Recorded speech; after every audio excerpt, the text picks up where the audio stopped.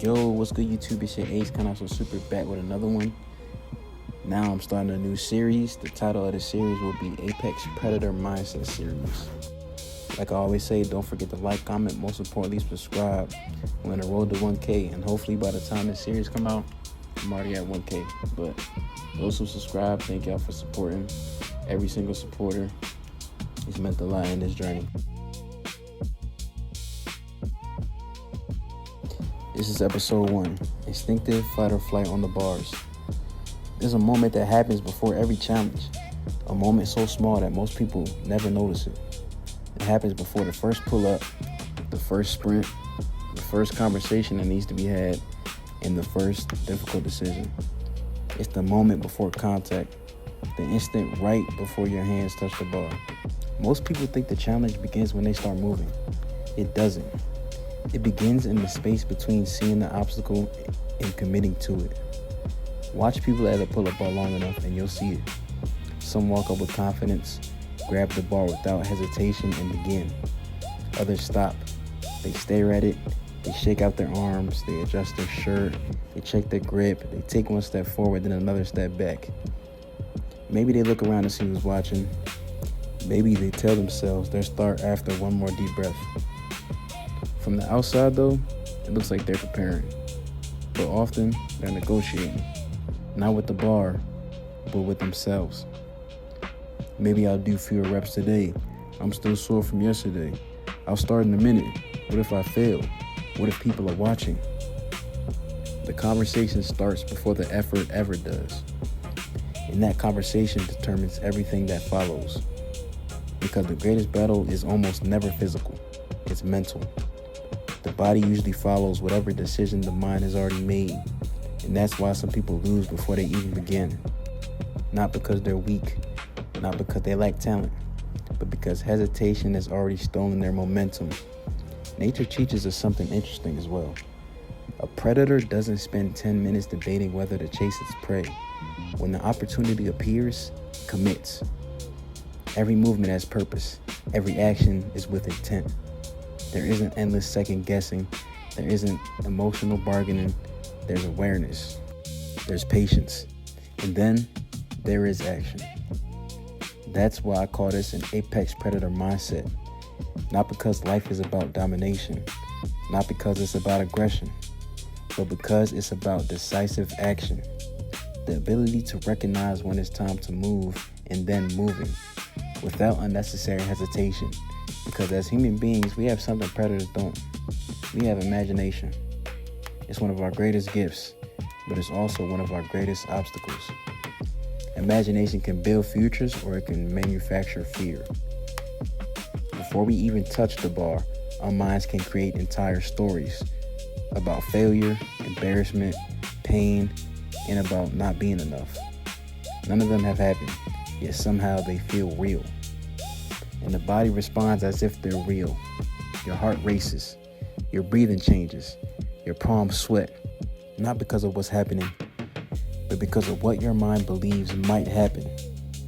That's the instinctive fight or flight response, which is the survival mechanism that helps keep us alive. Thousands of years ago, it protected us from predators. Today, it often protects us from growth. Your nervous system doesn't always know the difference between genuine danger and temporary discomfort. To your brain, walking into a difficult conversation, starting a business, speaking in public, or jumping onto a pull-up bar in front of strangers can trigger the same internal alarm. Your body whispers, avoid it. Stay comfortable. Play it safe. And if you listen long enough, comfort slowly becomes a prison. And that's the tragedy. Because the bar itself isn't dangerous. The workout isn't your enemy. Failure even isn't your enemy. The negotiation happening inside your own mind is.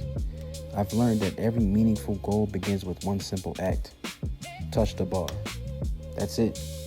Don't try to overcomplicate it. Don't try to negotiate. Don't try to wait until motivation arrives. Just touch the bar. Because once your hands wrap around cold steel, everything changes. The decision has already been made. Momentum replaces doubt. Action interrupts anxiety. Movement silences overthinking, and that's true in fitness. But it's also true in fatherhood, in marriage, in business, in faith, in every responsibility worth carrying. When I became a father, I realized something.